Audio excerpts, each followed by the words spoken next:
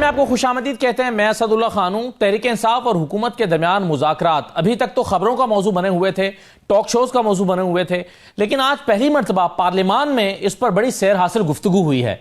कुछ तजावीज़ सामने आई हैं, कुछ शिकवे हुए हैं, कुछ मजाक भी कहीं कहीं उड़ाया गया है, लेकिन बहरहाल एक बहुत सैर हासिल गुफ्तगू मुज़ाकरात के मौजू पर पहली मरतबा पार्लियामान में हुई है।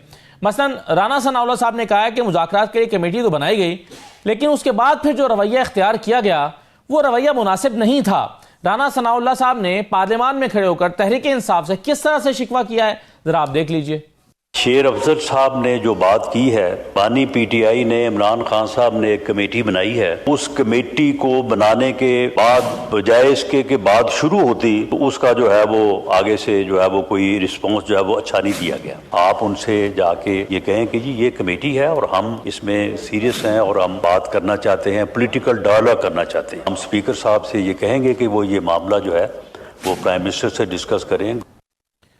शेर अफजल मरवत की गुफ्तगू का हवाला दे रहे थे राना सनाउल्लाह साहब। शेर अफजल मरवत ने क्या कहा है?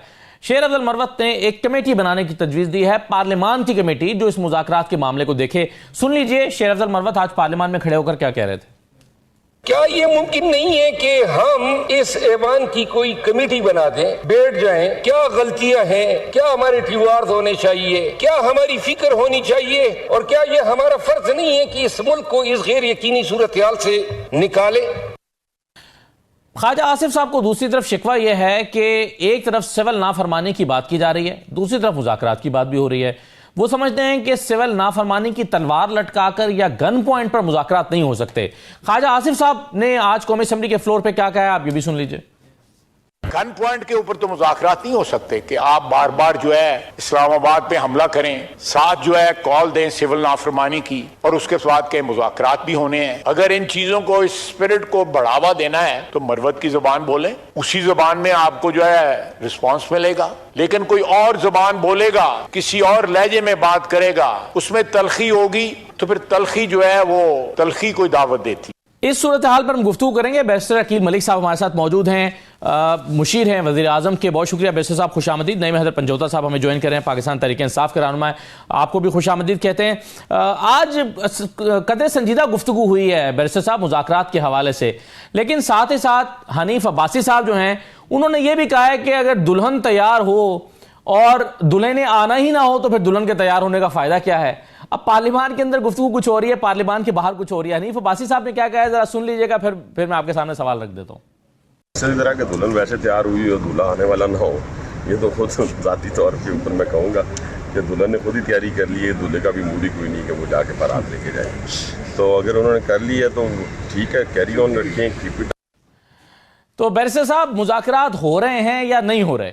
साहब बहुत बहुत शुक्रिया। देखिए, मुज़ाकरात के लिए कुछ चीज़ें तय करना ज़रूरी होती हैं, और आज जो हवा का एक ठंडा झोंका ऑपोजिशन बेंचेस से आया है, मैं समझता हूँ बड़ी खुशाइन बात है। एक सीरियसनेस लेवल को जो है इसकी रिफ्लेक्शन करती है। बिल्कुल जिस तरह ख्वाजा साहब ने भी कहा कि मरवत साहब ने जिस तरह कहा कि हमारी तो कमेटी है, आप भी कमेटी बनाएं, वो बैठें और टीआरस तय करें, और ताकि आगे बढ़ा जाए, आगे चला जाए। बिल्कुल उन्होंने ये भी कहा कि इमरान खान साहब की ऑल इज वेल जो बयान था, या गुडी गुडी वाला बयान था, या सब अच्छे की रिपोर्ट आप लोग दे रहे हैं, वो बयान था, उससे डैमेज किया है कमेटी की साख के ऊपर जो है वो बिल्कुल असरअंदाज हुआ है। और इसीलिए मैं 12 दफा इस पूरे पिछले हफ्ते में मैं यही कहता रहा कि इनकी गारंटी कौन देगा, और इनका यूटर्न जो एक यूटर्न का वतीरा है, या एक हर बात करके उससे मुड़ जाना, ये एक जो आपस में इनकी बातों का मिलाप ही नहीं है, उसकी गारंटी कौन देगा? क्योंकि एक लीडर एक बात करता है, दूसरा दूसरी बात करता है। और आज parliament on the floor of the house, parliament के फ्लोर पे जो बातें हुई बड़ी खुशाइन थी दोनों तरफ से। हमने भी उनको कहा कि जी आप जाएं, स्पीकर साहब के पास आपकी कमेटी जाए, और बिल्कुल आपका सीरियसनेस लेवल उससे रिफ्लेक्ट हो जाएगा। और इस वहां पे ये बात जरूर होनी चाहिए कि जी आप कितनी एम्पावर्ड कमेटी हैं, ये भी बता दें कि जो फैसला होगा, जो डिस्कशन या डिस्कोर्स होगा, जो तय पाएगा, उस पर क्या अमल दरामद भी हो पाएगा, ये नहीं होगा। क्योंकि हमने तो 2 पॉइंट एजेंडा नहीं दिया, हम तो ये कहते हैं कि एजेंडा मिल बैठ के बनाया जाए, और तमाम तर चीजों पे आउटस्टैंडिंग जितने भी इश्यूज हैं उन पर डिस्कशंस हो, और उन पे डिस्कोर्स हो, उन पे डायलॉग हो। सर ये कमेटी अब क्या स्पीकर साहब बना रहे हैं? ना कभी टकराए हैं, ना कभी पीछे हटे हैं। जी सॉरी, स्पीकर साहब बनाएंगे कमेटी? हुकूमत की कमेटी कौन बनाएगा? नहीं, स्पीकर साहब नहीं बनाएंगे। हम हुकूमत ऑब्वियसली भी हुकूमत ही बनाएगी, अपने इत्तेहादियों से बातचीत भी करके और उनको भी कमेटी में शामिल करेगी। लेकिन स्पीकर साहब के पास जाना तो इनकी 5 रुकनी कमेटी ने है, और वहां पे जाके फॉर्मली जो है वो, ताकि उनको बताया जाए कि जी हम बातचीत करना चाहते हैं। स्पीकर तो किसी सियासी जमात की तरफदारी नहीं कर रहा होता, उसने तो हाउस को रन होता है, और on the floor of the house जब ये बातें हो गई हैं as a custodian of the house, ये तमाम तर चीजें जो है, अब हाउस पार्लियामेंट्री फोरम एक बड़ा जबरदस्त और अच्छा फोरम है, उसको बरूकार लाते हुए, इस्तेमाल करते हुए चीजों को आगे बढ़ना चाहिए। हम तो 10 महीने से एक ही बात कर रहे हैं कि डायलॉग, डिस्कोर्स, डिस्कशन जो है, बातचीत होनी चाहिए। और ऑपोजिशन बेंचेस पे जाके वजीर आजम पाकिस्तान ने उस टाइम पे भी, मैं समझता हूँ कि आइसबर्ग मेल्ट करने की कोशिश की थी, लेकिन इनके कानों पे छुई नहीं देगी। और जो है ये मुज़ाकरात की बात करें, again a step forward in the right direction। हम इसको भी अप्रिशिएट करते हैं कि ये मुज़ाकरात की बात करें। हम मुज़ाकरात से पीछे नहीं हटे, ना हटने वाले हैं, हम मुज़ाकरात करेंगे। लेकिन वैसे सर आपकी अंडरस्टैंडिंग इस पे क्या है कि वो जो आप कहते थे कि शराइत, पेशगी शराइत के साथ बात नहीं होगी, तहरीक इंसाफ, आपकी अंडरस्टैंडिंग अब ये है कि पेशगी शराइत से पीछे हट गई है? मेरे ख्याल से पीछे हटना पड़ेगा और पीछे हटना चाहिए, क्योंकि जब एजेंडा तय होगा तो वो एजेंडा इकट्ठे बैठ के तय करना है, और टीओआर जो तय होंगे वो इकट्ठे बैठ के हमने करने हैं, एज अपोज टू बस जस्ट वन साइडेड एजेंडा या 1 या 2 पॉइंट एजेंडा जो इन्होंने हमें थमा दिया है। और इसके ऊपर अभी अंटिल रिसेंटली, क्योंकि 15 को इनकी सिविल नाफरमानी की कॉल थी, and I think better sense prevail की है कि उसको उन्होंने मौखर किया है फॉर द टाइम बीइंग, क्योंकि ये एक तलवार हमारे पे लटका के और बंदूक हमारी कनपट्टी पे रख के हमें कोयर्स या ड्यूरेस कर रहे थे मुज़ाकरात करने के लिए, तो वो तो उस तरह पॉसिबल नहीं होता। सही है। नईम पंजोता साहब, अब ये सिविल नाफरमानी जब तक मुज़ाकरात चलेंगे तब तक नहीं होगी, यानी ये एक अनलिमिटेड टाइम के लिए, इनडेफिनेट पीरियड के लिए मुअत्तल कर दिए गई है ये तहरीक, इसकी अनाउंसमेंट नहीं आने जा रही, और कोई पेशगी शराइत नहीं है तहरीक इंसाफ की, ऐसा ही है? बहुत शुक्रिया सर भाई, आपने मौका दिया। देखें, खान साहब की तरफ से वाज़ेह मौक़िफ़ आया है और उन्होंने कहा है कि हमारे तमाम पॉलिटिकल बिजनेस जो है उनको किया जाए, और 9 मई है वो जुडिशल कमीशन बनाए। अब जुडिशल कमीशन और है वो रिहा ना किया गया नाफरमानी, 7 रुकनी कमेटी जो है, पहले 5 थी, 2 खान साहब ने और लोग ऐड किए, जिसके पास इख्तियार है कि वो बातचीत करे इस मामले के ऊपर। तो हमारी तरफ से तो वाज़ेह मौक़िफ़ आ गया। अब हमारी तरफ से कमेटी जब बना दी गई है, दूसरी तरफ से कमेटी अगर बनती है, जो कि आज बात की गई है, तो बिल्कुल बने। लेकिन कोई ये समझे कि इमरान खान को माइनस किया जाएगा, या जो बातचीत है वो उसके अंदर जो है मौक़िफ़ से पीछे हट जाएंगे, या जो हमारी डिमांड्स हैं वो नहीं होगी। देखिए, हम क्या कह रहे हैं, हम तो कह रहे हैं कि जुडिशल कमीशन बनाया जाए, इसमें इनका क्या नुकसान? तो आप ये कह रहे हैं कि जो कमेटी है वो बाइख्तियार नहीं होगी, यानी माइनस करने से आपकी क्या मुराद है? पंजोता साहब, आप कह रहे हैं कि कमेटी बाइख्तियार नहीं होगी, वो हर बात में फिर ये कहेगी कि जी हमें पूछ लेने दीजिए, हम जरा अडयाला का एक चक्कर लगा कर आएंगे, पूछ कर आएंगे, फिर आपको बताएंगे। इनकी तरफ से कोई बात आती है कि जनाब हमारी तरफ से ये राय है, तो डेफिनेटली इमरान खान साहब ने उसके ऊपर राय तो खान साहब से लेनी है। हतमी तो कोई अमेंडमेंट आती है, कोई चीज आती है, कोई प्रपोजल आती है, कोई चीज आती है। अब इनकी मुज़ाकराती फॉर एग्जांपल 5 रुकनी कमेटी है, ये 7 है, तो क्या वो अपने चेयरमैन से या इनके जो सीनियर और होंगे लोग उनसे बात नहीं करेंगे? तो खान साहब तो जेल में, तो अगर वो बाहर होते तो 1 मिनट में फोन पे बात हो जाती कि ये बात हुई है। तो वे एक गलत तासर है कि इमरान खान के, देखें इस जमात का चेयरमैन कौन है, इमरान खान, और अगर उसका कोई एमएनए है, सेनेटर है, या कोई कमेटी का मेंबर है, तो उसकी जमात का मेंबर है ना। आप उसके बगैर कैसे कोई बात आगे बढ़ा सकते हैं? तो जब उसने खुद ही कह दिया है कि मैं ये टीम तश्कील दे रहा हूं, फिर इसका मतलब है कि वो उसने अपनी मर्जी से दिया और वो इस बात को इंडोर्स कर रहा है। सही है, लेकिन इसमें एक बिल्कुल ठीक है, लेकिन इसमें एक चीज जो बैरिस्टर साहब, जो हम देखते हैं जब भी मुज़ाकरात होते हैं, पंजोता साहब, एक अगर आपने जो बात की मैं जवाब ले लूं बैरिस्टर साहब से, कि हम देख रहे थे कि जब इलेक्शन के हवाले से एक सुप्रीम कोर्ट ने इनिशिएटिव लिया था, आपको याद होगा, उस वक्त भी कमेटी बन गई थी और कुछ बातचीत का आगाज भी हुआ था, लेकिन वो नतीजा खेज नहीं हो सके फिर मुज़ाकरात। उसमें भी यही होता है कि टाइम आप मांगते हैं, फिर अपनी लीडरशिप से डिस्कस करते हैं। तो उसमें क्या हर्ज है कि अगर तहरीक इंसाफ की कमेटी बाख्तियार होने के साथ साथ अपने बानी चेयरमैन से मुशावरत भी कर ले और उनसे अप्रूवल भी ले ले, तो क्या इसमें हुकूमत को कोई एतराज रहेगा? असद साहब, हमें बिल्कुल एतराज किसी चीज पे नहीं है। हमारी सिर्फ और सिर्फ रिजर्वेशन जो है कि ये कमेटी कितनी एम्पावर्ड है, इस कमेटी की गारंटी कौन देगा कि जो बात ये यहाँ पे तय होगी थ्रू मुज़ाकरात या डायलॉग या डिस्कोर्स, वो मुज़ाकरात में उन मुज़ाकरात के हतमी फैसलों को अमली जामा भी पहनाया जाएगा और उन पे मनोहन अमल दरामद भी कराया जाएगा। यहाँ पे सबसे बड़ा जो एक ट्रस्ट डेफिसिट है वो इसी चीज का है। मैं तो सजेस्ट करूंगा, और ये कतन ये मेरे ख्याल से खुद ही कहीं अखज़ करके बैठ गए कि माइनस इमरान खान की मुज़ाकरात की कोई बात करे, कोई नहीं कर रहा इस हवाले से बात, और किसी ने बात नहीं की। हम बिल्कुल जानते हैं कि वो उस पार्टी के वो चेयरमैन है, और अगर मुज़ाकरात कहीं आगे बढ़ने हैं तो हमें भी ये एतबार दिलवाया जाए कि जो फैसले होंगे मुज़ाकराती अमल के बाद, जो कुछ होगा तो उसमें जो डिसीजन आएगा उस पर इम्प्लीमेंटेशन भी होगी, उसकी एग्जीक्यूशन भी होगी।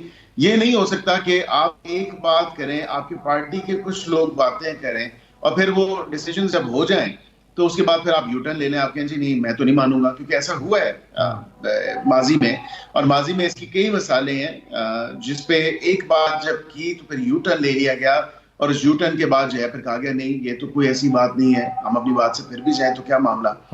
यहाँ पे सबसे बड़ा प्रॉब्लम ही बेशक वो मीडिया से मुखातिब होते हैं अपनी जेल प्रोसीडिंग्स में या ट्रायल की प्रोसीडिंग्स में, तो वो बिल्कुल मीडिया से मुखातिब होकर कह दें कि ये कमेटी जो मैंने बनाई है फुली एम्पावर्ड है, और जो भी फैसला होगा उसको मनोहन तस्लीम किया जाएगा, और जो डिसीजन आएगा उस पर एग्रीमेंट होगा और उसको एग्जीक्यूशन तो वैसे साहब आप ये नहीं हो सकता कि जी आप भी बड़ा होपफुल हो सकता है। एक आखिरी बात जी एक आखिरी बात करता हूँ, ये नहीं हो सकता कि जब इनकी पेशी इनकी पार्टी के लीडरान की या लोगों की पेशी अडयाला में हो, ये बाहर जो है सब कुछ हमें एतमाद भी दिलाने की कोशिश करें, वहां पे जाके फिर आगे से डांट डपट हो जाए और कहा जाए कि जी सब कुछ गुडी गुडी है और आप लोग तो जो है सब अच्छी की रिपोर्ट दे रहे हैं। तो ऐसा नहीं होना चाहिए। आज on the floor of the house शेर अफजल मरवत साहब ने भी यही बात की कि जो ऑल इज वेल का जो एक बयान है खान साहब का, तो उसमें बिल्कुल डैमेज किया है इस कमेटी को, इस कमेटी की साख को जो है वो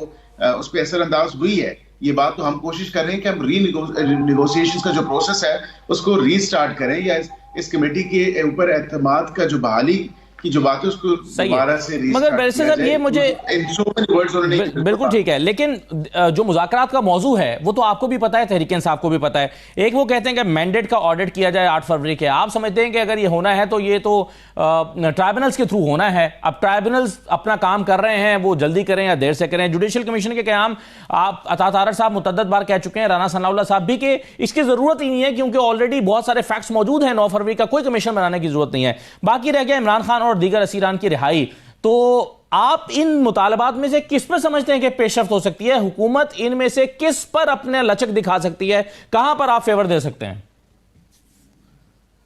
देखिए, आज इलेक्शन के ऑडिट की बात की तो on the floor of the house अता साहब ने भी यही बात की है। उन्होंने कहा अगर आप ये चाहते हैं ये भी हो जाएगा, ये भी कोई ऐसी बात नहीं है, हल्के भी खुल जाएंगे। आप हल्के खोलना चाहते हैं तो खोल लें, आप उठा के वीडियो चला दें एक्सेप्ट उनका आज की जो उनकी गुफ्तगू है। तो हम तो किसी बात से पीछे नहीं हट रहे, हम तो ये कह रहे हैं कि यहाँ पे इमरान खान की रिहाई की अगर बात करें तो माजरत के साथ that's something that we cannot offer because he'll have to face the music। और असीरान की रिहाई की अगर बात करते हैं तो लिस्ट शाया करें या बताएं हमें, लिस्ट बताएं कि ये पॉलिटिकल प्रिजनर्स हैं, ये पॉलिटिकल प्रिजनर्स हैं जो आपने इनके मुताबिक जो है वो गलत केसेस में रखे हैं या इलीगल कन्फाइनमेंट हैं, वो बता दें।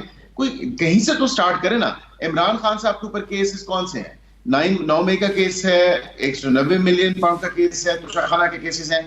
ये केसेस हैं जो उनके केसेस हैं। मतलब ये बता दें क्या तोशाखाना नहीं इस्तेमाल किया उन्होंने, चले सही किया होगा गलत किया होगा, लेकिन एक कनेक्शन तो है। 190 मिलियन पाउंड का मुझे बता दें कि क्या वो फाइन किसी और मद में आया था? क्या बंद लिफाफों में काबीना के मेंबरान को क्या ये नहीं ब्रीफिंग दी गई थी? और फिर उसके बाद क्या अल-कायदा ट्रस्ट एग्जिस्ट नहीं करती? ये तो हम नहीं ऑफर कर सकते। He'll have to face the courts just like we did। और दीगर सियासी लीडर अदालतों में जाके अपना केस प्रूव किया और उसके बाद फिर और जुडिशल कमीशन बन सकता है 9 मई के हवाले से।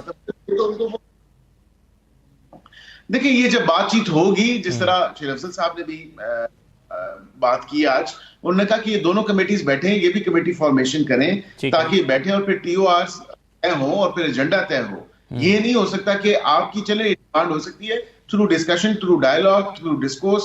ये चीजें आपस में जब हम बातचीत करेंगे कमेटी के लोग, तो वहां पे फिर ये डिस्कस होगा क्या एजेंडे पे होना चाहिए, क्या नहीं होना चाहिए। बिल्कुल सही है। नहीं मैदर पंजोता साहब, ये आपने इमरान खान की रिहाई के हवाले से तो सीधा सीधा सुन लिया, हुकूमत का मौके बड़ा वाज़ेह है कि भाई इस पर तो ये तो अदालतों में ही जाकर करना पड़ेगा। तो आपको कितनी उम्मीद है फिर इन मुज़ाकरात से? आप क्या होप्स लेकर जा रहे हैं मुज़ाकरात में?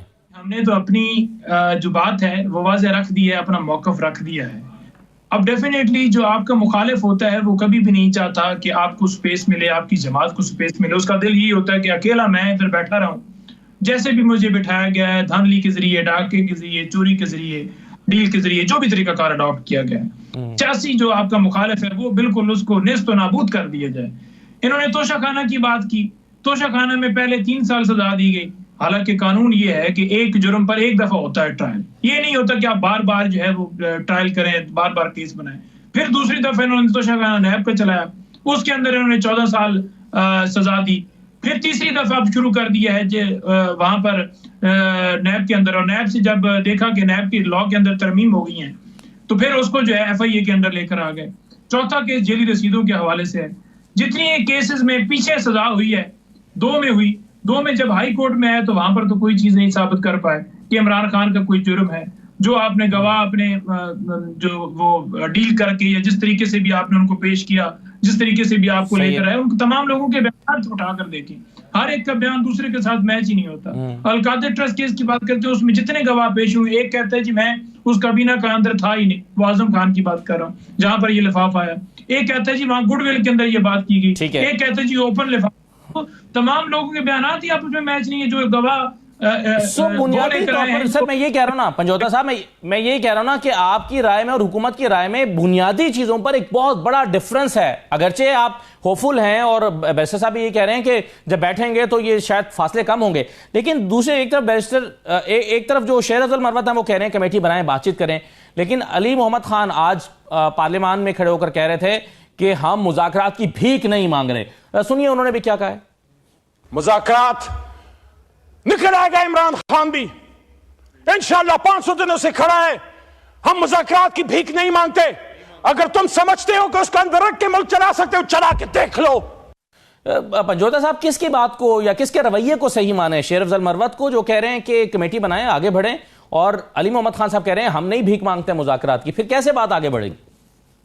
मैं वही कह रहा हूं जी कि असद भाई, बात होती है इज्जत के साथ, एहतराम के साथ, एक लेवल पे होती है। ये नहीं होता कि एक बंदा कहे कि हमारे दरवाजे खुले और दूसरी तरफ से धमकियां दी जाएं कि हम जनाब देखें जी कि ये तो डर गए हैं, फैज से डर गए हैं, इसकी गिरफ्तारी से डर गए हैं। 34 साल सजाएं दी गई हैं इमरान खान साहब को।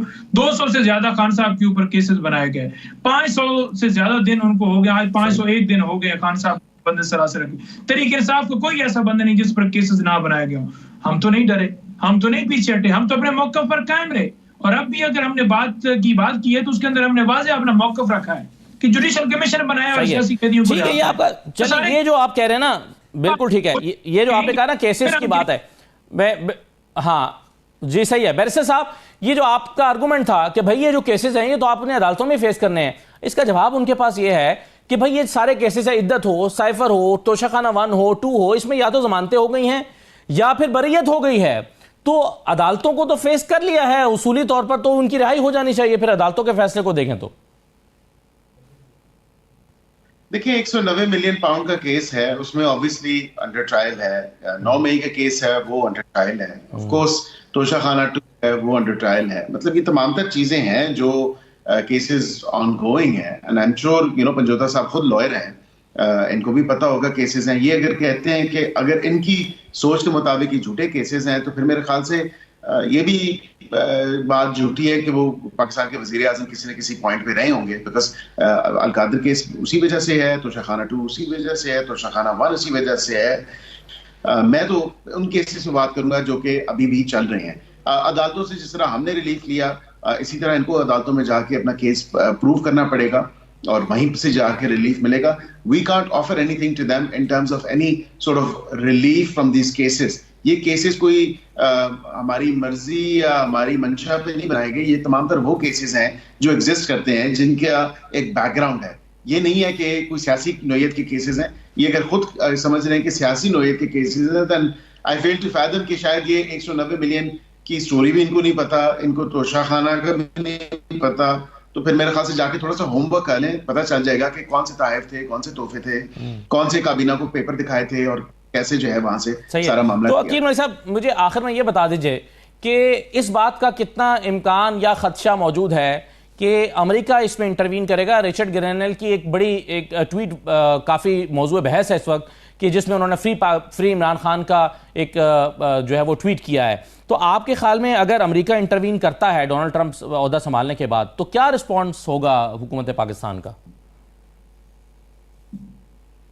देखिए, अमेरिका ने तो उस टाइम भी इंटरवीन किया था और कहा था कि इतने अरब डॉलर ले लो और एटमी धमाके ना करो। तो फिर उस टाइम क्या हुआ था, मियां मोहम्मद नवाज शरीफ तो फिर भी एटमी धमाके किए थे, पाकिस्तान तो को एटमी कुव्वत बनाया था। ऑफ कोर्स प्रेशर उस टाइम भी था, प्रेशर वक्तन फवक्तन आते रहते हैं, but of course one should know how to sustain that pressure. और वो प्रेशर सस्टेन करने का हमारी हुकूमत का तजर्बा तो अच्छा है, क्योंकि हमने जब 98 में भी सस्टेन किया था और पाकिस्तान को एटमी कुव्वत बनने से उसके हायल नहीं हुए थे, उसमें रुकावट नहीं डाली थी। और इसलिए मैं समझता हूँ कि जो प्रेशर, पहली तो बात है कि एक बयानिया गढ़ा गया इनकी पार्टी की तरफ से, व्हिच इज वेरी अनफॉर्चुनेट। हम कोई अमेरिका के गुलाम है, गुलामी नामंजूर, और उसके बाद फिर कहा जा रहा है कि जी अमेरिका की सॉफ्ट गुलामी जो है हमें मंजूर है। बिकॉज ऑब्वियसली ये जो सफर डोनाल्ड डू से डोनाल्ड ट्रंप तक का सफर है, ये कौम और आवाम की भी आंखें खोल देनी चाहिए इसको, because this is something that's literally a joke with this nation कि एक अपने पैरोकारों को, अपने लोगों को, अपनी पार्टी के लोगों को ट्रक की बत्ती के पीछे लगा के और कहा गया कि जी गुलामी नामंजूर, हम गुलाम नहीं है और हमारी हुकूमत अमेरिका ने कराई है और अभी ही मदद मांगते हैं अमेरिका से, क्योंकि डोनाल्ड ट्रंप हुकूमत में आ चुका है। So of course Donald Trump is going to come to our rescue और हमें जो है वो बाहर निकालेगा, क्योंकि इमरान खान का वो बहुत जहरी दोस्त है। Just look at there flawed. बिल्कुल। पंजोता साहब कमेंट करते जाइए। क्या तमाम उम्मीदें जो हैं वो अब आपकी डोनाल्ड ट्रंप से और अमेरिका से वाबस्ता है? इस वक्त जो है ना रिचर्ड जो है ना उसके ऊपर जो है ना तहरीक इंसाफ का जो फेस है ना वो मुस्कुरा रहा है, इनकी तरफ देखकर मुस्कुरा रहा है कि वो जो है रात को अचानक से ट्वीट जो किया होता है वो डिलीट कर देता है, फिर दिन को करवाया जाता है। और आप देख लें कि अकील साहब भी यहाँ पर जिस तरह से बात कर रहे हैं, ये बुखलाहट जो है ना, ये जो परेशानी है ये इनको खाई जा रही है। इसी वजह से ये इनकारी है कि जनाब हमने तो कोई ट्वीट ट्रंप के खिलाफ नहीं किया था। वो जो पुराने ट्वीट किए हुए थे ना, मुबारकबादी उस वक्त दे रहे थे नए सदर को, वो भी सारे डिलीट किए गए। और देखिए, दुनिया में कहीं पर अगर कोई जमहूरियत के लिए आवाज बुलंद करता है ना कि किसी जगह पर नाहक लोगों को रखा गया है, वहां पर आइन और कानून की बालादस्ती होनी चाहिए, तो पाकिस्तान भी दुनिया में मुख्तलिफ जगह पर जहां पर जमहूरियत को डीरेल किया जाता है, आइन पर हमले हो रहे हैं या इंसानियत का जो बुनियादी हकूक है वो सलब किए जा रहे हैं, तो आवाज बुलंद करते हैं। तो इसमें कोई ऐसी बात नहीं है गुलामी हम कर रहे हैं, हम तो अवाम की ताकत से, अवाम ने हमें मुंतखब किया था। नहीं, हैदर पंजोता साहब बहुत शुक्रिया, बैरिस्टर अकील मलिक साहब बहुत शुक्रिया प्रोग्राम में शिरकत करने के लिए। मुज़ाकरात की बात हो रही थी, मुज़ाकरात पर हमने इसी मौजू पर प्रोग्राम का आगाज़ भी किया। फैसल वाडा साहब की एक ट्वीट में आपके साथ शेयर करता हूँ। उन्होंने कहा कि जैसे मैंने कोशिश की वैसे उम्मीद है कि आने वाले दिनों में वज़ीर आज़म और बिलावल साहब की मुलाकात, मौलाना साहब के मसले का हल, MQM और बाप की नुमाइंदगी और PTI से बातचीत समेत जमहूरी मामलात को जमहूरी तरीके से ही सर अंजाम दिया जाएगा। यही तरीका है बातचीत से आगे बढ़ने का। उम्मीद करता हूँ मेरी कोशिश टाइगा नहीं जाएगी और सियासी जमातें जिम्मेदारी का मुजाहरा करेंगी और इंशाअल्लाह मैं ये सब होता हुआ बहुत जल्द देख रहा हूँ। सबसे पहले पाकिस्तान, सियासी मामलात बाद में। इसके लिए अपना किरदार अदा कर रहा हूँ और करता रहूँगा। तो मुज़ाकरात के हवाले से फैसल वाडा साहब जो हैं उन्होंने भी कुछ उम्मीदों का इजहार कर दिया है। ऐसा लग रहा है कि बर्फ कुछ पिघली है। ऐसा लग रहा है आज के पार्लियामान के इजलास से कि माहौल कुछ बेहतर हुआ है और वाकई हुकूमत ने इंदिया दिया है कि मुज़ाकराती कमेटी के जवाब में मुज़ाकराती कमेटी बनाने जा रहे हैं। क्या होता है ये हम देखेंगे। एक ब्रेक लेते हैं, ब्रेक के बाद वापस आते हैं।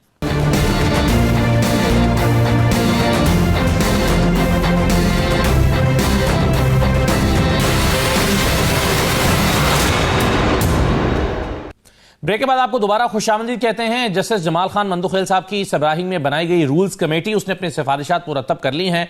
मुख्तलिफ जजेस की जानिब से तजावीज़ दी गई थी। उन तजावीज़ को इकट्ठा करके और उन पर गौर व ख़ौस करने के बाद ये रूल्स बनाए जा रहे हैं और इसकी सिफारिशात जुडिशल कमीशन के पास भिजवाई गई हैं। इसमें कहा गया है कि जितने भी जजेस के नाम, जितने उम्मीदवारों के नाम जजेस के तकर्रुर के तौर पर आएंगे, उनकी अहलियत और तालीमी काबिलियत और तजर्बे पर सैर हासिल पहले जुडिशल कमीशन में गुफ्तगू होगी और उसके बाद खुफिया राय शुमारी से उन पर वोटिंग की जाएगी। और यह भी कहा गया है कि जजेस की और सेशन जजेस और वकला की मुनासिब नुमाइंदगी इसमें शामिल की जाएगी। ये जो सिफारिशात भेजी गई हैं जुडिशल कमीशन को, इस पर सबसे पहले बात करेंगे और फिर मदारिस पर जो बहस चल रही है, आज पार्लियामान में भी उस पर गुफ्तगू हुई है और साथ ही साथ 190 मिलियन पाउंड रेफरेंस जिसमें अब नैब ने अपने दलाइल मुकम्मल किए हैं। मेरे साथ फैसल चौधरी साहब मौजूद हैं, पाकिस्तान तहरीक इंसाफ के रहनुमा भी हैं और माहिर आईन कानून भी है। बहुत शुक्रिया फैसल साहब, खुशामदीद। सेनेटर कामरान मुर्तज़ा साहब हमें ज्वाइन कर रहे हैं, JUI के रहनुमा हैं। रजा हारून साहब हमें ज्वाइन कर रहे हैं, पीपल्स पार्टी के रहनुमा हैं। मैं आप सबको खुशामदीद कहता हूँ। कामरान मुर्तज़ा साहब, ये जो अभी सिफारिशात अभी सुप्रीम कोर्ट पर कुछ देर पहले अपलोड की गई हैं सुप्रीम कोर्ट की वेबसाइट के ऊपर, कैसे देख रहे हैं आप इनको कि पहले गुफ्तगू होगी जुडिशल कमीशन में और फिर जुडिशल कमीशन जो है वो खुफिया राय शुमारी से जजेस का इंतखाब करेगा? इसमें ठीक है, मगर अब इसको थोड़ा सा पढ़ना पड़ेगा। मेरा ख्याल है कि इस पे इस तरह से तबसरा कर देना, क्योंकि वो तबसरा जाहिर है फिर जब मांगेर चला जाएगा तो फिर एकड़ का हिस्सा बन जाएगा। मुमकिन है इसमें कोई अच्छी बातें हो, मुमकिन है इसमें कोई अच्छी बातें ना हो। फैसल साहब, आप कैसे देखते हैं? और इसमें यह भी है कि हाई कोर्ट के जज का के चीफ जस्टिस का इंतखाब सीनियर तीन जजों में से होगा, यह भी इसमें शामिल किया गया। तो मजमूई तौर पर कैसे देख रहे हैं आप इसे? देखिए सर, ये जो रूल्स बनाए गए, तो खुफिया राय शुमारी का क्या मतलब है? जुडिशल कमीशन के मेंबरान जो हैं इन कैमरा इजलास में, उनको एक दूसरे के ऊपर एतबार नहीं है। ये जज सिलेक्ट कर रहे हैं या अपना कोई आप प्राइम मिनिस्टर सिलेक्ट कर रहे हैं, उसका भी ओपन हैंडेड होता है। तो ये जो खुफिया राय शुमारी है, ये तो बिल्कुल ही एक मैं तो समझता हूँ कि ये बिल्कुल ऐसा तरीका है जिसको बिल्कुल खिलाफ कानून भी है, खिलाफ ट्रांसपेरेंसी के खिलाफ है। आपने जिसे जो वोट देना है वो दे। ये खुफिया जो है, ये तरीका राय शुमारी का जुडिशल कमीशन के जो अरकान हैं, क्या वो किसी को वोट देते हुए क्या झिकेंगे या अपना नाम नहीं आने देना चाह रहे, या ये है कि उनके ऊपर कोई प्रेशर है? तो इसके ऊपर तो बात करनी पड़ेगी कि ये खुफिया राय शुमारी इन कैमरा इजलास में क्या अरकान को एक दूसरे के ऊपर एतमाद नहीं है, तो उसकी वजूहात क्या है? तो वजूहात तो देनी पड़ेगी। दूसरा, सीनियरिटी का जो प्रिंसिपल है उसको वायलेट करना, और हाई कोर्ट की आप ये कह रहे हैं कि 3 जजेस जो हैं उनको उनमें से आप लगाएंगे, तो ये तो पहले भी ये जो लाहौर की चीफ जस्टिस लगाई गई थी, उस वक्त भी हम सबने मिलकर वायलेट किया था। और जहां ट्रस्ट केस में ये हमारा बार्स का एक फुल सेटल्ड मुतालबा भी है और हमेशा हम इसके साथ सीनियरिटी प्रिंसिपल के साथ रखते हैं। तो आप 3 जो सीनियर मोस्ट में से लगाएंगे, ये तो फिर पिक एंड चूज हुकूमत है। जुडिशल कमीशन में की फॉर्मेशन ऐसी रखी हुई है कि वो तो उनकी मर्जी के बगैर होगी नहीं। तो जुडिशरी जो है वो तो मैंने पहले भी अर्ज किया कि चीफ जस्टिस साहबान के जो कमरे उनके पास फटियां लगी हुई हैं, चीफ जस्टिस ऑफ फलानी हाई कोर्ट और फलाना सुप्रीम कोर्ट और फलाना हाई कोर्ट, वरना तो उनके नाक के नीचे अदलिया को तबाह कर दिया गया। अदलिया का जो निज़ाम है, क्या ये हुकूमत अदालतें जो हैं लोगों के आईनी और कानूनी हकूक की हिफाजत कर पा रही हैं? मेरा नहीं ख्याल। मेरा तो ख्याल है कि अदालतें कासिर है अपना रोल अदा करने से, और इसमें बड़ी कॉम्प्रोमाइज सिचुएशन इसमें तो नजर आ रही है। यानी लोगों को कोई इदारे जो है टच से मस नहीं हो रही, कोई जो लोगों के मातहत अदालतों के जो अहकामात हैं, इस्लामाबाद में 81 वर्कर्स को छोड़ा गया, उसी अदालत में जो गिरफ्तार किया गया। उमर अयूब को वगैरह को जो है वो अदालत के अहाते से गिरफ्तार कर लिया गया जब वो जेल की पेशी से निकले थे। सही है। तो फैसल साहब, उसमें इसमें जो जस्टिस मंसूर ने खत लिखा था, उसमें उन्होंने भी कहा था कि जो इस वक्त कंस्ट्रक्शन है जुडिशल कमीशन की, उसमें सियासी तौर पर भर्तियों के खदशात बढ़ गए हैं। ये तो सारा सियासी है ना जी। 26वें यानी तरमीम के बाद तो कॉम्प्रोमाइज हो गई जुडिशरी कहाँ रह गई है? ये तो फिर हर जगह इंतजामिया है ना जी, यहाँ पे हर जगह हुकूमत है। ये जो 26वें यानी तरमीम में अदलिया से मुतल्लिक जो बातें हैं, मैं तो बिल्कुल इसको समझने से कासिर हूँ। ये बिल्कुल ना, एक तो जिस तरह से ये नाम आए हैं, खासकर लाहौर हाई कोर्ट में 47 जजेस के नाम इस तरह से तो दर्जा चारम की नौकरियों के भी नाम नहीं आते थे जैसे ये दिए गए, हर बंदे ने अपना अपना नाम दे दिया। बिल्कुल ठीक है। और ये इसमें एक इस तरीके बिल्कुल खैर इसमें फैसला जब ये तो कहा गया ना कि कॉर्पोरेट जज का बेटा होना जो है ये तो कोई क्राइटेरिया नहीं है, कुछ 6 नाम तो आपने वहां पे दे दिए। तो ये देखें ये इनके ऊपर काफी तहफ़्फ़ुज़ात हैं। ठीक है, तो इसमें रजा हारून साहब एक पहलू और भी है, और वो पहलू ये है कि शायद खाकान अब्बासी साहब ने जैसे सिंध हाई कोर्ट में जाकर चैलेंज किया, 2 दर्जन से ज़्यादा दरखास्तें सुप्रीम कोर्ट में पड़ी हुई हैं, और जस्टिस मंसूर साहब ने जमाल खान मंदुखैल साहब को खत लिखा था, चीफ जस्टिस को भी खत लिखा गया, और बुनियादी नुक्ता ये उठाया जा रहा है जैसे शायद खाकान अब्बासी साहब ने उठाया कि जुडिशल कमीशन का इजलास होने से रोका जाए जब तक कि 26वीं तरमीम के खिलाफ आने वाली दरखास्तों को सुनना लिया जाए, और जजेस की अपॉइंटमेंट को रोका जाए क्योंकि सियासी बुनियादों पर भर्तियां हो सकती हैं। तो जब तक ये 26वीं तरमीम सेटल डाउन ना हो जाए तब तक ये भर्तियां ना की जाएं। कैसे देखें आप सर? खदशात हो सकते हैं अब्बासी साहब के या दीगर पटिशनर्स के, लेकिन उन खदशात की बुनियाद पर आइन के अंदर जो तरमीम हो चुकी है उसको काम करने से नहीं रोका जा सकता। ना जजेस को रोका जा सकता है, ना जुडिशल कमीशन को, ना आइनी बेंच को। जिसको दरखास्त देनी है वो जरूर दरखास्त दे, लेकिन ये तो खदशात की बुनियाद पर एक पूरे इदारे को आप काम करने से रोक दें जो आइन में अब डिफाइन कर दिया गया। अगर वो किसी को पसंद नहीं है तो पटिशनें हैं, जब वो चैलेंज होंगी, जब चैलेंज हो रही हैं, जब उन पे केसेस चलेंगे, जब उनकी डेट्स होंगी, उसके बाद फैसला आएगा। लेकिन उस दौरान चूंकि आइन इन प्रैक्टिस है, आइन इन मोशन है, आइन एक लिविंग डॉक्यूमेंट है, तो उस दौरान जो कुछ भी हो रहा होगा उसको आइनी तहफ़्फ़ुज़ हासिल है, उसको कोई, मैं नहीं समझता कोई गैर आइनी बात होगी इसके अंदर। तो खदशात जरूर हो सकते हैं, और मुझे समझ में नहीं आता कि जब एक सुप्रीम कोर्ट में एक पटिशन पेंडिंग मौजूद है, वहां पे एक चीज है, तो फिर मुख्तलिफ हाई कोर्ट्स में जाने का सिवाय सियासी मकसद के, सिवाय सियासी तौर पर अपने लिए खबर बनाने के और तो मुझे कोई मकसद नजर नहीं आता। और उस दौरान यानी आप ये कह रहे हैं कि अगर सुप्रीम कोर्ट में चैलेंज है तो शायद खाकान अब्बासी सिंध हाई कोर्ट में क्यों गए? ऑफ कोर्स, मतलब समझ में आने वाली बात नहीं है ना कि आप एक सुप्रीम कोर्ट में चैलेंज चीज को आप मुख्तलिफ हाई कोर्ट में चैलेंज करके, सिवाय इसके क्या आपने एक न्यूज ब्रेक करनी है, न्यूज बनानी है, अपना भी कहीं ना कहीं नाम लिखवाना है, उसके अलावा क्या मकसद हो सकता है? दूसरी बात यह कि इस दौरान जो ज्यादा तशवीशनाक बात है कि मुख्तलिफ जो हमारे सीनियर जज, मोहतरम जज साहिबान हैं, जिस तरीके से वो भी अपने ख्यालात का इजहार कर रहे हैं और बार बार इस पर बजिद हैं, इससे भी मैं समझता हूँ कि उनके अपने विजन्स, व्यूज और उनके अपने जो ख्यालात हैं सामने आ रहे हैं, वो फिर वो कैसे बैठेंगे उस आईनी बेंच में, या उस आईनी बेंच से बाहर अगर जजेस, सीनियर जजेस उस पर एक राय कायम कर लेंगे तो क्या ये इन्फ्लुएंसिंग नहीं हो जाएगा? तो आई थिंक हर एक को अपनी अपनी डोमेन में जाना चाहिए। जब तक ये आइन में ये शिक मौजूद है, आईनी बेंच की शिक मौजूद है, जुडिशल कमीशन फॉर्म हो गया, जब तक ये मौजूद है, ये अपना काम करेगा, उसको प्रोटेक्शन हासिल है, उसके हर फैसले को प्रोटेक्शन हासिल है, उसकी हर मीटिंग को प्रोटेक्शन हासिल है। उसको काम करने से रोकना is like suspending a constitutional provision of the constitution, which is not good. आप नहीं कर सकते। इसका एक आसान हल है ना फिर रजा साहब, रजा हारून साहब, फिर तो ये ना कि अगर फर्ज कीजिए आप सर, अगर सुप्रीम कोर्ट फर्ज कीजिए कि 8 महीने तक या 10 महीने तक दरखास्त समाअत के लिए मुकर्रर ही नहीं करती, अब तो वैसे खैर डायरी नंबर लग गया है, शायद जनवरी में हो जाएगी, लेकिन मैं एक ऐसे सिनेरियो की बात कर रहा हूं कि फिर अदालत के पास ये इख्तियार तो होता है कि वो उसको समाअत के लिए जल्द मुकर्रर ही ना करे, तो फिर तो ये आप इसको लटका के इन दरखास्तों को समाअत सिस्टम चला सकते हैं।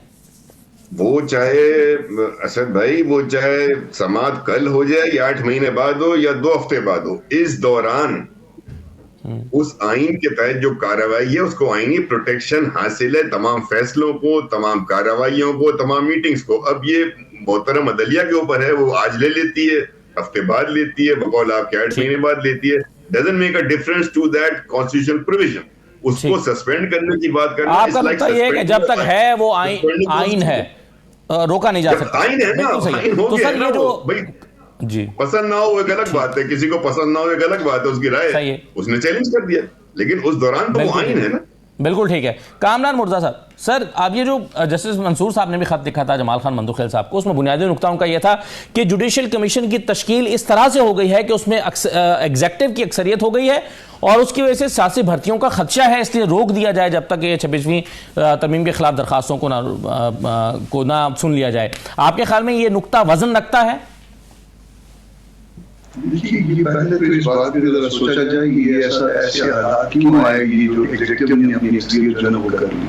क्या इससे पहले जो है क्या हम सारे ये नहीं कहते रहे कि ये जजेस जो है उन्होंने वो जजेस का क्लब बन गया है और उन्होंने अपने चैम्बर से जो है ना वो अपॉइंटमेंट शुरू कर दिए हैं, कभी मेरे चैम्बर से हो गए, कभी आपके चैम्बर से हो गए, कभी तीसरे के चैम्बर से हो गए। सही है, बिल्कुल ठीक है सर। चलिए एक छोटा सा मैं ब्रेक लेता हूँ, मदारिस वाले मामले पर हम गुफ्तगू करते हैं। ईवान सदर ने रोक लिया उस बिल को जो पार्लियामेंट और सेनेट से पास हुआ, बाद में उसमें निशानदेही हुई कि ये तो हो नहीं सकता, उसमें मसाइल हैं। आज पार्लियामान में इस पर बहस हुई है। मौलाना फजल रहमान समझते हैं कि एक्ट बन चुका है, बस नोटिफाई होना बाकी है। आजम नज़ीर तारड़ साहब ने इस पर काफी सारी वजाहत की है। क्या ये वजाहत JUI को काबिल कबूल है या नहीं? ब्रेक के बाद वापस आते हैं।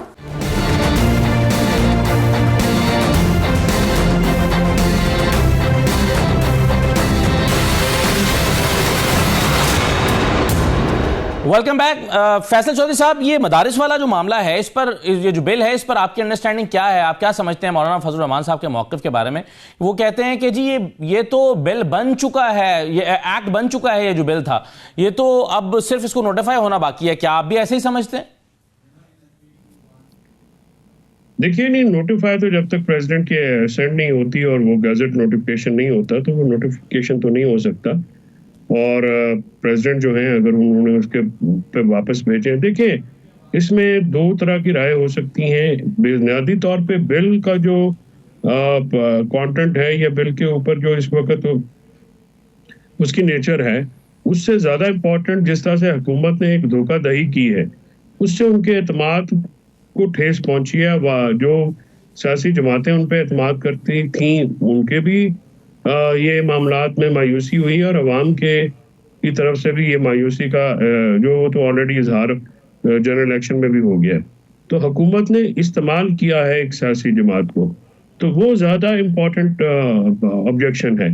बाकी मदारस का ये जो बिल है या इसकी जो रजिस्ट्रेशन जो है वो आधे महकमा तालीम के साथ रजिस्टर हैं, तो अगर आधे जो है वो सर्विस इंडस्ट्रीज के साथ रजिस्टर होना चाहते हैं, ये तो बहस तलब मसला है, इसमें बहस तो की जा सकती है।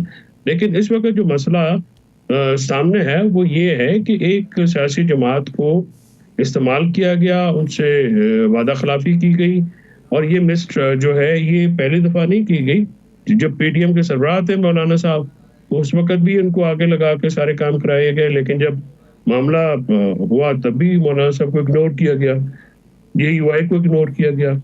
दो कि ये इनका अपना ज़ाती अंदरूनी मामला है, लेकिन एज ए पोलिटिकल स्पेक्टेटर या एक शहरी होने के मेरी राय में हुकूमत जो है वो धोखाधड़ी के ऊपर नहीं चल सकती। धोखा दिया गया हुकूमत का बिल्कुल ठीक होता है वो ट्रस्ट अगर हुकूमत का, आप कह रहे हैं हुकूमत ने धोखा दिया, लेकिन फैसल साहब JUI समझती है कि पीपल्स पार्टी है जी, लेकिन पीपल्स पार्टी रजा साहब ये JUI ये समझती है कि पीपल्स पार्टी ने धोखा दिया है। तो ये तो बिलावल साहब से बराह रास्त शिकवा है, क्योंकि चले मैं रजा साहब के सामने से सवाल रख दूं, क्योंकि मौलाना साहब ने ये कहा है, रजा हारून साहब से फैसल साहब आप इजाजत दें तो मैंने कहा मियां नवाज शरीफ साहब कैसे बरी करार देते, रायवेट पे बैठ के उन्होंने इस बिल पे असेंट किया। पहले जरदारी साहब ने असेंट किया, उसके बाद रायवेट में नवाज शरीफ साहब ने इसके ऊपर असेंट दिया और अपनी जो है वो गारंटीज दी। अब वो जरदारी साहब हो या नवाज शरीफ साहब हो, अपनी जुबान पे तो उनको कायम रहना चाहिए। लेकिन ये मदारस का जो बिल है, बाद में अगर ये होता कि जिसमें मामला गड़बड़ है तो अदालतें डिस्क्रिमिनेशन पे देख लेती, लेकिन जो एक वादा करके वादा खिलाफी की गई है उससे हुकूमत का एतमाद जरूर मजरूह हुआ है। बिल्कुल ठीक है, मगर नून लीग ये कहती है कि जी हमने तो ये पास करके भेज दिया था, जरदारी साहब ने दस्तखत नहीं किए। और JUI का शिकवा, ये मौलाना का शिकवा जो है बिलावल साहब से इसलिए है कि फ्रंट पर तो बिलावल साहब ही लीड कर रहे थे इस सारे मामले को, इसलिए वो समझते हैं कि बिलावल साहब ने धोखा दिया है, और क्योंकि रोका भी ईवान सदर ने है। रजा साहब, मेरा ख्याल ये है कि धोखा किसी ने किसी को नहीं दिया। एक कैंपेन थी, उसमें मुलाकातें हो रही थी 26वीं आईनी तरमीम के लिए। बिलावल साहब का जो रोल है वो सिर्फ सियासी मुलाकातों का नहीं है, बल्कि उन्होंने पब्लिक ओपिनियन बिल्ड किया। तमाम जो वॉक ऑफ द लाइफ है, चाहे वो वुकला हो या टीवी मीडिया के जरिए अवाम से बात करना, उन्होंने एक बड़ी कैंपेन चलाई और फ्रंट से लीड किया 26वीं आईनी तरमीम को। उसी सिलसिले में उनकी ज़ाहिर है मौलाना साहब एक ना सिर्फ उनकी जमात पार्लियामेंट का हिस्सा है, बल्कि मुल्क के बड़े सियासतदान है, बल्कि चंद जो सीनियर तरीन मोतबर तरीन सियासतदान है उसमें मौलाना फजल रहमान साहब का नाम आता है। उस दौरान यकीनन एक अंडरस्टैंडिंग डेवलप हुई होगी इस मखसूस बिल के हवाले से, और वो पार्लियामेंट से पास भी हो गया। अब सदर साहब की तरफ से जो इतराज आया है वो भी मैं समझता हूँ कोई इतना ठीक है। मैंने मौलाना साहब की तकरीर सुनी, बहुत मुदल्लल और तफसील के साथ उन्होंने ना सिर्फ उसका बैकग्राउंड बताया बल्कि आईनी और कानूनी पहलू भी बताए। तो अगर वो जिस तरह वो फरमा रहे हैं जी उसी तरीके से अगर तमाम चीजें हो सकती हैं, उसमें आईन और कानून की खिलाफ वर्जी नहीं होती और एतराजात भी अगर रिजॉल्व हो जाते हैं तो बेहतरीन तरीका कर लेना चाहिए। लेकिन मेरा मानना ये कि अगर कोई ऐसी टेक्निकलिटी है जो कि हायल होती है उस बिल को पास कराने में, और वो बातचीत से मौलाना साहब की टीम, पीपल्स पार्टी, मुस्लिम लीग बैठकर उसको रिजॉल्व करके उसी एतराज को दूर करके पास करा सकती है, तो बजाय इसके कि बाद में किसी कोर्ट में उसमें एतराज हो, किसी कोर्ट से उसको रद्द किया जाए, पार्लियामेंट उसको खुद दुरुस्त कर ले। ये मेरी ख्वाहिश होगी, ये मेरी रिक्वेस्ट होगी कि उसको इस तरह कर लिया जाए। बाकी जाहिर है बड़े बैठे हुए हैं, फजल रहमान साहब हैं, जरदारी साहब हैं, नवाज शरीफ साहब हैं, बिलावल साहब हैं, शहबाज शरीफ साहब हैं, ये सब लोग बैठकर इसके ऊपर मौलाना साहब के जो आज तकरीर है वो बड़ी तफसील से, बड़ी मुतल्लिल, बड़े आर्गुमेंटेटिव है, विद उन्होंने जो रेफरेंसेस दिए हैं बड़े कन्विंसिंग है। लेकिन जाहिर है कि अगर कोई कानूनी नुक्ता ऐसा रह गया जिसकी तरफ प्रेसिडेंट साहब इशारा कर रहे हैं, धोखे के अलावा, धोखे देगी कोई बात नहीं, तो उसको रिजॉल्व कर ले जाए तो बेहतर है। बाकी जो आईनी और कानूनी माहिरीन है इस बिल के हवाले से वो उससे बेहतर गुफ्तगू कर सकते हैं। आई थिंक इतना बड़ा इश्यू नहीं है, बातचीत से इसको रिजॉल्व हो जाना चाहिए। सही, बिल्कुल सही। कामरान मुर्तज़ा साहब, अभी आपकी अंडरस्टैंडिंग फिर क्या डेवलप हुई है? एक तो ये कि क्या आपको कोई एश्योरेंस दी गई है कि हाँ ये कोई मसला नहीं है, आप बैठकर बातचीत करके हल हो जाएगा, या कोई बड़ी रुकावट बाकी है इसमें? पहले तो मैं फैसल भाई है छोटा मगर उसकी एक बात का जवाब दे दूं। उन्होंने कहा कि इन्होंने मौलाना साहब को आगे लगाया हुआ था, तो मौलाना साहब आगे लगने वालों में नहीं है, बस इतना सा उसका जवाब है। अच्छा, आपके पास मौलाना साहब सबसे आगे खड़े होकर लीड कर रहे थे, यूं कह लीजिए। मौलाना साहब को आगे लगाया लगा भी नहीं सकता मौलाना साहब को इस तरह, उसको रिप्लेस कर लेते। अब ठीक है। हाँ, अब वो इसमें दो तीन बातें हैं इस बिल के हवाले से। देखिए, इस बिल के हवाले से आज जैसे मौलाना साहब ने भी फरमाया, आप इसको आर्टिकल 75 को सामने रख लीजिए दस्तूर के, और उसके बाद जो है ना चंद चीज़ों को सामने लाइएगा। ये 20 और 21 को जो है ये बिल जो है 20 को सेनेट में आया और नेशनल असम्बली से पास होते होते इसको 21 तारीख हो गई। 26 अमेंडमेंट के साथ साथ इकट्ठा चल रहा था ये, इसको भी पास किया और उसी दिन इसको ट्रांसमिट कर दिया प्रेसिडेंट को स्पीकर साहब ने। अब जब ये 21 अक्टूबर को चला जाता है तो अब 21 अक्टूबर की डेट जो है आप जहन में रखिएगा, 28 को वापस आता है सदर की ऑफिस से दोबारा स्पीकर की ऑफिस को, और किसी एक गलती की निशानदेही की जाती है जो उनके ख्याल में थी सदर साहब की, और सदर स्पीकर ऑफिस रूल 216 का सहारा लेते हुए नेशनल असम्बली के वो कहता है कि ये कलमी गलती थी, ये मैंने दुरुस्त कर दी है, और फिर वापस 1 नवंबर को वापस भिजवा देता है सदर की ऑफिस में। अब डेट्स जो ना वो जरा जहन में रखिएगा, और आर्टिकल 75 भी। और उसके बाद सदर का ऑफिस उस गलती को जिसको वो गलती समझता था उसके ऊपर उसको प्रेस नहीं करता, उस पर जोर नहीं देता, उसको उस पर इसरार नहीं करता, रादर उसको तर्क कर देता है। और इसके बाद जो है वो मजीद 13 दिन जो है खामोश रहता है। 13 दिन के बाद नई कार्रवाई का आगाज होता है। हम वो आते आते पार्लियामानी अमूर की मिनिस्ट्री में 20, 21, 22 तारीख हो जाती है, मगर 13 तारीख जिसमें वो सदर ने उसको दोबारा इनिशिएट किया, हम उस 13 तारीख को लेते हैं। तो 13 तारीख आप जिस जगह से भी लेंगे, अगर वो पहली गलती से लेंगे, दूसरी गलती से लेंगे, वो 10 दिन के आर्टिकल 75 के वो 10 दिन के वो पैरामीटर्स में नहीं आ रहा। जब नहीं आ रहा तो फिर उसके बाद क्या होना चाहिए, या दो उसमें जो है ना वो फैसले इसको बात को ज़्यादा बेहतर समझ सकता है क्योंकि वकील है।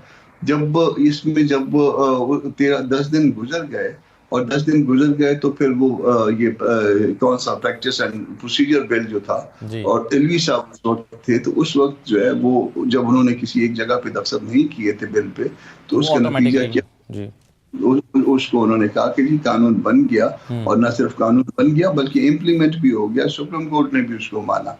ठीक है जी। तो ये भी 10 दिन के अंदर, एक तो पीस मील में ऑब्जेक्शन जो है ना वो हुए हैं, दूसरे 10 दिन के अंदर नहीं। मगर इस सारे सिनेरियो में कामरान साहब, क्या आप ये समझते हैं कि अभी जो लफ्ज इस्तेमाल हुआ कि धोखा दिया गया या इस्तेमाल किया गया, क्या आपके ख्याल में ऐसा हुआ कि पीपल्स पार्टी ने उस वक्त तो आपको कहा कि ठीक है सब हो जाएगा, बस आप 26वीं तरमीम पे करें, लेकिन जब आपने 26वीं तरमीम पे वोट कर दिया तो बाद में कहा कि नहीं ये तो नहीं हो सकता? क्या आपको लगता है कि इस्तेमाल हुई है JUI या धोखा हुआ है उनके साथ? देखिए, ये भी जरा जहन में रख लीजिए कि JUI इस्तेमाल नहीं हुई। 56 क्लासेस थे और 56 क्लासेस में वो क्लासेस भी थे जिसपे सब वोट कर रहे थे, आर्टिकल 8 के हवाले से, आर्टिकल 199 के हवाले से, आर्टिकल 51 के हवाले से, आर्टिकल 106 के हवाले से, आर्टिकल 200 के हवाले से। मगर ये आर्टिकल्स कहाँ गायब हो गए? वो सारी पार्टियां उस पर वोट करने के लिए तैयार थी, मार्क्सवाई JUI के। तो वो आर्टिकल उसके बाद कहाँ गई? वो सारी स्क्रैप हो गई। तो इसमें किरदार किसका बना स्क्रैप करने में? बाकी तो गवर्नमेंट के सिर्फ 22 क्लासेस रह गए, वो भी डाइल्यूट शुदा सूरत में। तो इसमें किरदार अगर कोई बना है तो JUI का बना है। और उसके बाद 5 जो है ना 22-5 हमने फिर अपनी जो है शिकें उसमें शामिल करवाई, 22 और 5 27 हो गई। ठीक है जी, तो हमसे कोई धोखा नहीं वाली बात नहीं। ठीक है, मगर एक एतबार करने की बात थी, वो एतबार जाहिर है कि वो ब्रीच हुआ है। ठीक है, एतमाद ब्रीच हुआ है, लेकिन अब JUI शायद आप एक्सपेक्ट कर रहे हैं कि इस गलती का इजाला हो जाएगा। बहुत शुक्रिया कामरान मुर्तज़ा साहब, फैसल चौधरी साहब, रज़ा हारून साहब, बहुत शुक्रिया प्रोग्राम में शिरकत करने के लिए। पंजाब असम्बली के अरकान की तनख्वाहों में इजाफा किया गया है। ये इजाफा कितना है ज़रा एक नज़र डाल लीजिए। पंजाब असम्बली की जानिब से अवामी नुमाइंदगान की तनख्वाहों पर नज़रसानी का बिल मंजूर किया गया है, जिसके तहत अरकान की तनख्वाहें 526% तक बढ़ जाएंगी। नई कानून साजी के बाद पंजाब असम्बली के हर रुकन की तनख्वाह 76,000 रुपए से बढ़कर 4 लाख रुपए माहाना हो जाएगी। सूबाई वुज़रा की तनख्वाह 1 लाख रुपए से बढ़ाकर 9,60,000 रुपए कर दी गई है। बिल के तहत स्पीकर पंजाब असम्बली की तनख्वाह 1,25,000 रुपए से बढ़ाकर 9,50,000 रुपए कर दी गई है। पंजाब असम्बली से मंजूर शुदा बिल के तहत डिप्टी स्पीकर की तनख्वाह 1,20,000 से बढ़ाकर 7,75,000 रुपए कर दी गई है। वज़ीर आला के मुशीर और मुआविन खुसूसी की तनख्वाह 1 लाख से बढ़ाकर 6,65,000 रुपए मुहाना कर दी गई है। और पंजाब में पार्लिमानी सेक्रेटरी की तनख्वाह जो है वो 83,000 रुपए से बढ़ाकर 4,51,000 रुपए कर दी गई है। अज़मा बुखारी साहबा से सवाल हुआ, उनसे पूछा गया कि आपकी इस बारे में क्या राय है, तो उन्होंने क्या जवाब दिया, जरा आप सुन लीजिए।